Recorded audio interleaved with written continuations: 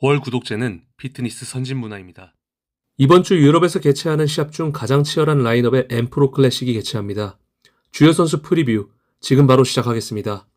2018년 이후 보디빌딩에 관심이 생긴 보디빌딩 팬분들에겐 생소할 수 있는 이름, 사스 아라티입니다. 6년여 만에 복귀 무대를 치르는데요. 전성기 시절 프로쇼 우승은 아니지만 당시 네임드 보디빌더들과의 경쟁 구도를 그리는 등 인상 깊은 모습을 보였던 프로입니다. 특히 전매 특허인 살인적인 컨디셔닝은 사이즈가 다소 작았던 사스 하라티의 필승의 무기였는데요. 6년 만에 복귀 무대이지만 그의 피지크 업데이트로 미루어 보아 현역 생활 당시만큼의 몸 상태를 만들어 올 것으로 보입니다. 다음은 캘리포니아 프로 5위를 기록했던 파블로 로피즈입니다.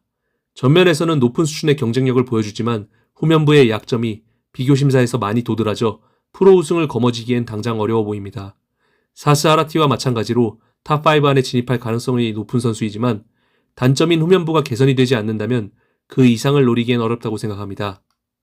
2년여 만에 복귀한 윌리엄 보낙입니다. 2010년에 프로카드를 획득해 212 디비전으로 시작했으며 2017년 미스터 올림피아부터 탑3에서 경쟁하는 탑 랭킹의 선수가 되었습니다. 비교적 작은 신장에 좁은 골격의 선수이지만 터질 것 같은 근육 볼륨감과 강도, 두께감으로 인해 절대 작아 보이지 않는 타입의 강자였습니다. 두 번의 아놀드 클래식 챔피언, 올림피아 최고 순위 2위까지 기록한 윌리엄 보낙의 성적이 크게 곤두박질 친 것은 2022년 올림피아였는데요. 그 전까지 빅라미, 브랜든 커리, 하디 추판 외 새롭게 떠오르는 신흥 강자들에게 단 한 차례도 본인보다 앞순위를 내어준 적이 없었습니다. 2022년 올림피아 9위로 마무리한 윌리엄 보낙은 이어지는 아놀드 클래식에서도 7위로 마무리하며 커리어 내 최대 위기를 맞이합니다. 82년생으로 탑10 올림피안들 중 가장 고령의 나이로 그의 복귀에 대해 회의적인 의견이 많았는데요. 그런 의견을 잠재우듯 윌리엄 보낙의 최근 피지크 업데이트는 그의 전성기 모습에 가깝습니다.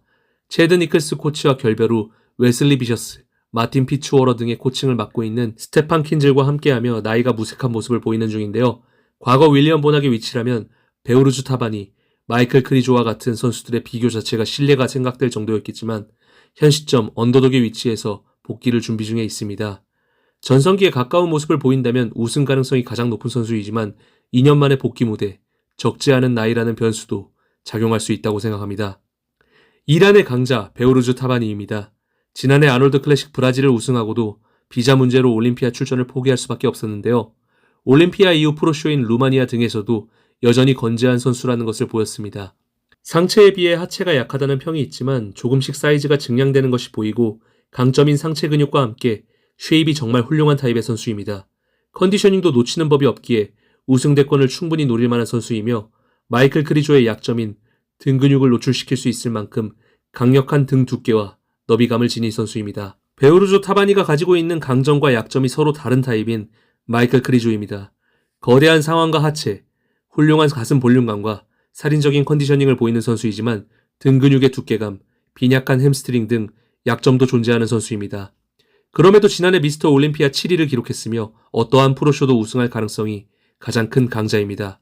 현재의 라인업에서 변수가 없다면 우승할 가능성이 가장 큰 선수이지만 베우르조 타바니의 발전세, 윌리엄 보낙이 얼마나 전성기 시절에 가까운 모습을 준비하는가 등 가능성이 높은 변수들이 있기 때문에 결과를 쉽게 예측하기에는 어려운 엠프로 클래식입니다. 지금까지 엠프로 클래식 주요 출전 선수를 정리한 TFE 채널이었습니다. 감사합니다.